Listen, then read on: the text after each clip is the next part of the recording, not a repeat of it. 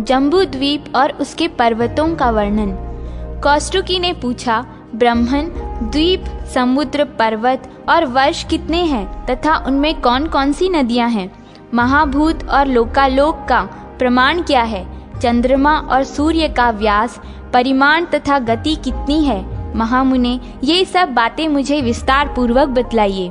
मार्कंडेय जी बोले, ब्रह्मन, समूची पृथ्वी का विस्तार 50 करोड़ योजन का है। अब उसके सब स्थानों का वर्णन करता हूँ, सुनो। महाभाग, जम्बू द्वीप से लेकर पुष्कर द्वीप तक जितने द्वीपों की मैंने चर्चा की है, उन सब का विस्तार इस प्रकार है। क्रमशः एक द्वीप से दूसरा द्वीप दुगुना बड़ा है।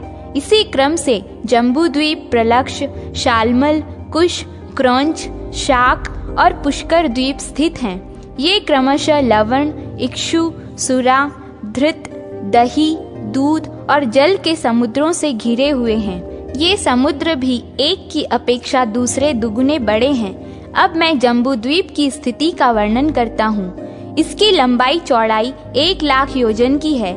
इसमें हिमवान, हेमकुट, निषद, मेरु, नील, श्वेत तथा श्रृंगी ये 7 वर्ष पर्वत हैं। इनमें मेरु तो सबके बीच में है। उसके सिवा जो नील और निषद नामक 2 और मध्यवर्ती पर्वत हैं, वे 1-1 लाख योजन तक फैले हुए हैं। निषद से दक्षिण में तथा नील से उत्तर में जो 2-2 पर्वत हैं, उनका विस्तार क्रमशः 10-10 हजार योजन का है। अर्थात हेमकुट और श्वेत 90-90 हजार योजन तक तथा हिमवान और श्रृंगी 80-80 हजार योजन तक फैले हुए हैं। वे सभी 2-2 हजार योजन ऊंचे और उतने ही चौड़े हैं। इस जम्बूद्वीप के 6 वर्ष पर्वत समुद्र के भीतर तक प्रवेश किए हुए हैं। यह पृथ्वी दक्षिण और उत्तर में नीची और बीच में ऊंची तथा चौड़ी है। जम्बू द्वीप के 3 खंड दक्षिण में हैं और 3 खंड उत्तर में। इनके मध्य भाग में इलावृत वर्ष है, जो आधे चंद्रमा के आकार में स्थित है। उसके पूर्व भद्राश्व और पश्चिम में केतुमाल वर्ष है। इलावृत वर्ष के मध्य भाग में सुवर्णमय मेरु पर्वत है, जिसकी ऊंचाई 84,000 योजन की है। वह 16,000 योजन नीचे तक पृथ्वी में समाया हुआ है तथा उसकी चौड़ाई भी 16,000 योजन की है। वह शराव की आकृति का होने के कारण चोटी की ओर 32,000 योजन चौड़ा है। मेरु पर्वत का रंग पूर्व की ओर सफेद, दक्षिण की ओर पीला, पश्चिम की ओर काला और उत्तर की ओर लाल है। यह रंग क्रमशः ब्राह्मण, वैश्य, शूद्र और क्षत्रिय का है। मेरु पर्वत के ऊपर क्रमशः पूर्व आदि दिशाओं में इंद्रादि 8 लोकपालों के निवास स्थान हैं। इनके बीच में ब्रह्मा जी की सभा है। वह सभा मंडप 14,000 योजन ऊंचा है। उसके नीचे विष्कंभ रूप से 4 पर्वत हैं, जो 10-10 हजार योजन ऊंचे हैं। वे क्रमशः पूर्व आदि दिशाओं में स्थित हैं। उनके नाम इस प्रकार है: मंदर, गंधमादन, विपुल और सुपार्श्व। इन चारों पर्वत के ऊपर 4 बड़े बड़े वृक्ष हैं, जो ध्वजा की भांति उसकी शोभा बढ़ाते हैं। मंदराचल पर कदम्ब, गंधमादन पर्वत पर जम्बू, विपुल पर पीपल तथा सुपार्श्व के ऊपर बरगद का महान वृक्ष है। इन पर्वतों का विस्तार 1100 योजन का है। मेरु के पूर्व भाग में जठर और देवकुट पर्वत हैं, जो नील और निषद पर्वत तक फैले हुए हैं। निषद और पारियात्र ये 2 पर्वत मेरु के पश्चिम भाग में स्थित हैं। पूर्व वाले पर्वतों की भांति ये भी नीलगिरी तक फैले हुए हैं। हिमवान और कैलाश पर्वत मेरु के दक्षिण भाग में स्थित है। ये पूर्व से पश्चिम की ओर फैलते हुए समुद्र के भीतर तक चले गए हैं। इसी प्रकार उसके उत्तर भाग में श्रृंगवान और जारूधी नामक पर्वत है।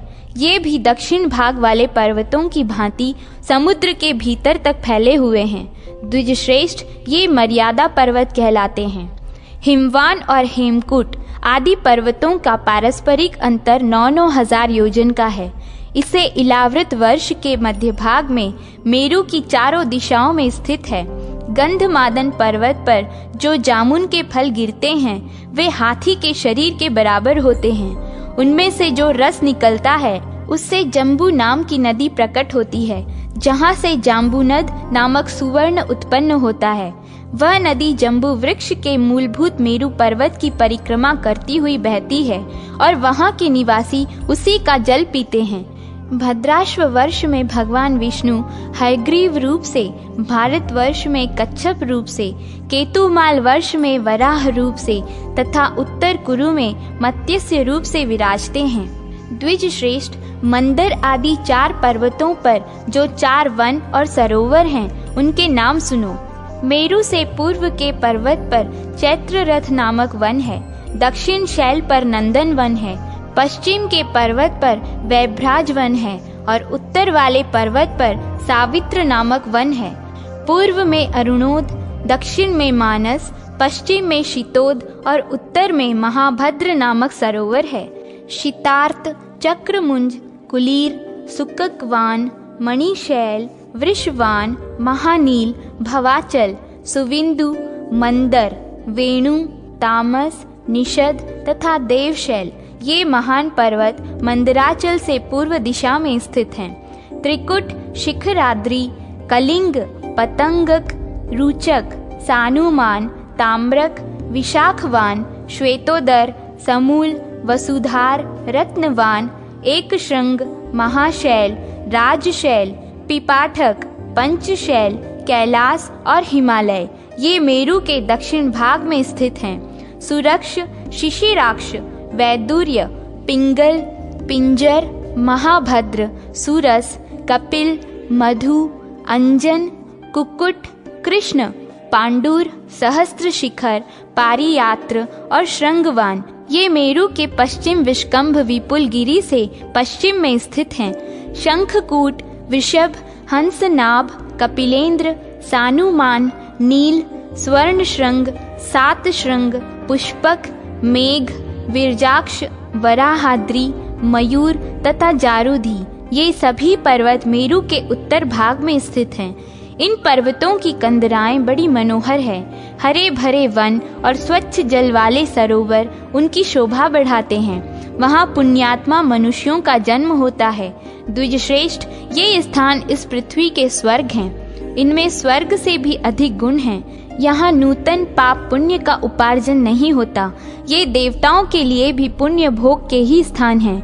इन पर्वतों पर विद्याधर, यक्ष, किन्नर, नाग, राक्षस, देवता तथा गंधर्वों के सुंदर एवं विशाल वास स्थान हैं।